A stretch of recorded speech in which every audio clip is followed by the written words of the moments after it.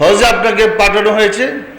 ইব্রাহিম আলাইহিস সালাম ওইখানে একটা ঘর নির্মাণ করে তার ভিতরে বসবাস করতেন। কুরআন খুলে দেখেন, এই হজটা সে ইব্রাহিম আলাইহিস সালামের জমানায় আহ্বান করা হয়েছে ওনার অনুসারীদেরকে, তোমরা বৎসরে একবার আমার কাছে আসো। মানে প্রতিদিন আসা যাওয়ার লোক করতো, কিন্তু সবাই বৎসরে একবার যাওয়ার জন্য গিয়া আমাদের যেমন ইউনিভার্সিটিতে বা স্কুল কলেজের রুল কল করে ছাড়ে, নাম ডাকে না, রুল কল করে না, তখন ছাত্র লাব্বাইক অথবা প্যাসেঞ্জার অথবা ইয়েচ্ছার বলে। তো ওই জন্য ইব্রাহিম আহ্বান করেছে হজের জন্য, মানে সাক্ষাৎ করার জন্য। তখন দলে দলে লোক গিয়া কাবা করে, উনি কাবা করে বসবাস ইব্রাহিম করতেন। পিতা পুত্র দুজনে ঘর বানায় তার ভিতরে থাকতেন। চতুর্দিকে তোয়াফ ফিরা ফিরা বলতেন, 7টা চক্কর, এই যে কলবের 7টা পর্দা আছে না, নিজের কলবের ভিতরের পর্দা খুলে আল্লাহকে দেখার জন্য আল্লাহর মনোনীত মহামানবের 4 পাশে 7টা চক্কর দিতেন আর বলতেন, লাব্বাইক আল্লাহুম্মা লাব্বাইক, হে আল্লাহ আমি হাজির। আল্লাহ আহ্বান করেছে ইব্রাহিমের মাধ্যমে, তো ইব্রাহিমের কাছে গিয়ে হাজির এটা দিতে হয়েছে। এখন আপনার রুল কল করতেছে কেটা, হাজির যে বলতেছেন লাব্বাইক, কই রুল কল করে? শিক্ষকই তো নাই, এখন শিক্ষক নাই, কেউ নাম ডাকতেছে, এটা গিয়ে এমনি কইতেছেন লাব্বাইক, ইয়েস স্যার, নো স্যার, এটা কি হইল? সম্মানিত আশেখ রাসূল, একটু গবেষণা করেন ধর্ম আমরা কিভাবে হারিয়ে ফেলছি, ওই সিস্টেমে বলে ফেলাইছি। এরপর আমরা হজে গিয়ে ট্রেনিং নিতে হয়। সাধারণত ধনীরা ধর্মের ব্যাপারে একদম উদাসীন থাকে, ধর্মকে পাত্তেই দেয় না। কি ধনের গরবে, টাকা পয়সার গরমে সে মানুষকে পাত্তাই দেয় না। তাকে সাইজ করার জন্য হজে পাঠানো হয়, যে হজে গিয়ে দেখো কীভাবে একটা মানুষ আল্লাহর ইবাদত করে, আল্লাহর মনোনীত ব্যক্তিদেরকে শ্রদ্ধা করে। দেখো, তখন এহরাম পরে দেয়, এক টুকরা সাদা চাদর গায়ে দেয় শিলি ছাড়া, আর এক টুকরা সাদা চাদর পরে, অর্থাৎ মৃত্যু ব্যক্তিকে যেমন কাফনের কাপড় পরে দেয়, সেম কাফনের কাপড়ের মতো 2 টুকরা কাপড় পরে। দেখছেন আপনারা? হজে যাওয়ার পরে তোয়াফ ফিরা লাব্বাইক লাব্বাইক জপতেছে, প্রমাণ করতে চায়, হে দয়াময় খুদা, আমার মাথা থেকে পায়ের পর্যন্ত আমি প্রমাণ করেছি আমার ভিতরে আমিত্ব, ফখর, দিমাগ, গর্ব কোনো কিছু নেই। সব ধুইয়া মুছা পরিষ্কার করার জন্য আল্লাহর বন্ধুর আহ্বানে, ইব্রাহিম আলাইহিস সালামের আহ্বানে, পরবর্তী হযরত মুহাম্মদ সাল্লাল্লাহু আলাইহি ওয়াসাল্লামের আহ্বানে আমি এসে হাজির হয়েছি। পরিষ্কার না? পরিষ্কার না? হাজির হওয়ার পরে তিনি যা নির্দেশ করলেন চলার জন্য, তিনি যা পরামর্শ দিলেন বিদায়ের হজে, সেই মোতাবেক নিজেকে বাকি জীবন পরিচালনা করার সংকল্প করাকে হজ বলে। এখন ইব্রাহিম রাসূল সাল্লাল্লাহু আলাইহি ওয়াসাল্লাম কি পরামর্শ দিয়েছেন আরফাতের মাঠে?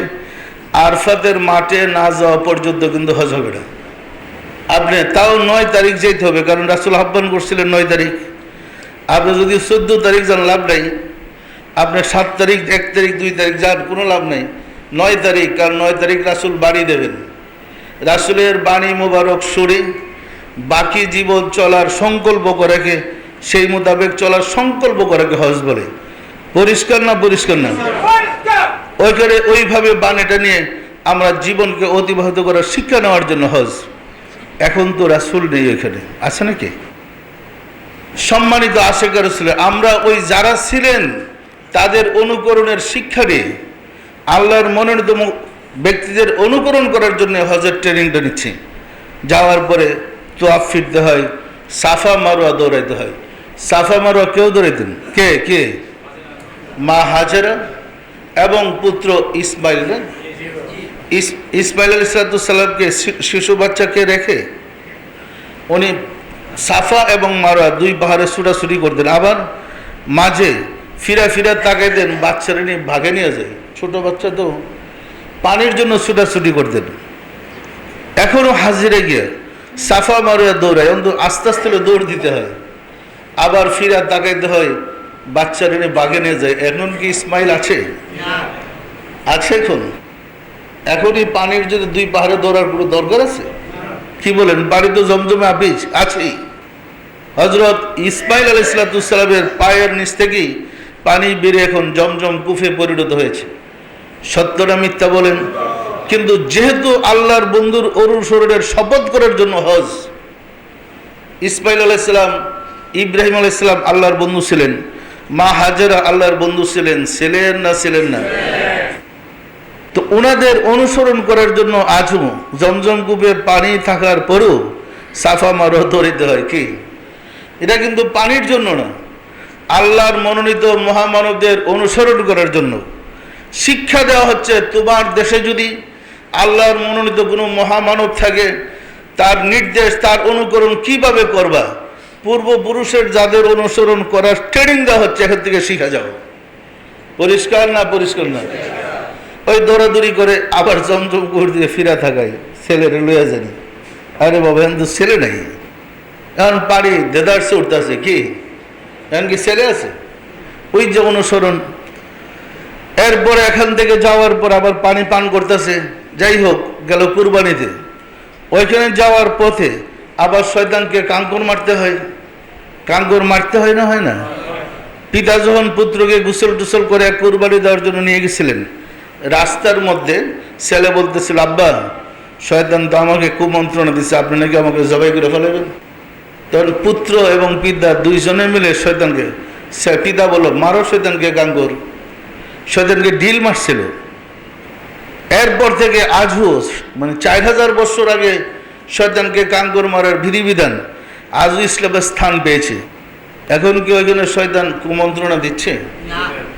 দেওয়ার কোনো সুযোগ আছে? কিন্তু ওনাদের স্মৃতি, ওনাদের অনুসরণের ট্রেনিংয়ের জন্য ওইখানে সিমেন্ট দিয়ে 3টা শয়তান বানায় রাখছে। একটা বড় শয়তান, একটা মেছু শয়তান, আর একটা ছোট শয়তান, সিমেন্ট দিয়ে বানানো। যারা হজে গেছেন কি সত্যনামিতা দেখেন তো, বানাইয়া পিতা পুত্র ডিল বাড়তেছে শয়তানরে। এখন সারা পৃথিবীর মুসলমানরা, ওনারা যেহেতু আল্লাহর মনোনীত ছিলেন, আল্লাহর বন্ধু ছিলেন, ওনাদের অনুসরণ কিভাবে করতে হবে শিক্ষার জন্য আজও সারা বিশ্বের মুসলমান শয়তানকে গিয়া কাঙ্কুর মারতেছে। আরে মারার ছুটে পায়ের জুতা খুললে মারে, জোশের শয়তান মাইরেই ফেলাইব, গিয়া দেখা যায় ঠেলা ঠেলি করে মানুষ মারা যায়। প্রতি বছর কিছু লোক তো মরতেছে। সত্যরা মিথ্যা বলেন তো?